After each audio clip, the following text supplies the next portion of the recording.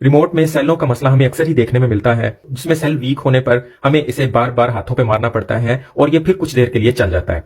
तो आज हम रिमोट में सेल के मसले का हल लेकर आए हैं। इस वीडियो के बाद आपको रिमोट में सेल डालने की बिल्कुल भी जरूरत नहीं रहेगी और हम घर में किसी भी रिमोट को पूरी जिंदगी के लिए सेलों के बगैर चलाने के काबिल कर लेंगे। तो फ्रेंड्स, सबसे पहले मैं आपको पुराने सेलों को ही रिमोट को थपथपाए या मारे बगैर चलाने के कुछ टिप बता देता हूं। सपोज करें कि ये रिमोट काम नहीं कर रहा और इसके ये सेल वीक हो गए हैं, तो रिमोट को हाथ पे मारने की बजाय हम इसके सेलों को निकाल के इसे माइनर सा पुश कर देंगे। हाथ से इसे इस तरह पंच करेंगे, थोड़ा दबा देंगे, ये जैसे ही दब जाएगा उसके बाद ये सेल दोबारा वर्क करने लगेगा। इसके अलावा ये धूप में रखने से भी कुछ देर के लिए दोबारा चल जाते हैं। इसे थोड़ी देर हाथ में दबा के रखेंगे तो ये कुछ देर के लिए दोबारा चलने के काबिल हो जाते हैं। लेकिन फ्रेंड्स, हर दफा सेल का इशू नहीं होता। बाज दफा एलईडीज के सॉफ्टवेयर भी स्लो होते हैं, जिसकी वजह से भी वो कुछ देर के लिए काम छोड़ जाते हैं। तो उतनी देर में हम अपने रिमोट को मार मार के चलाने की कोशिश करते हैं और खराब कर बैठते हैं। तो उसके लिए भी मैं आपको एक टिप दे देता हूं कि हम किस तरह चेक कर सकते हैं कि खराबी इस वक्त रिमोट में है या एलसीडी टीवी में है। तो अपने फोन का कैमरा ऑन करके तो रिमोट को उस कैमरे के नीचे ले जाकर रिमोट का कोई भी बटन प्रेस करेंगे तो इसकी लाइट जलने लगेगी, जो इंफ्रारेड रेस थ्रो करती है,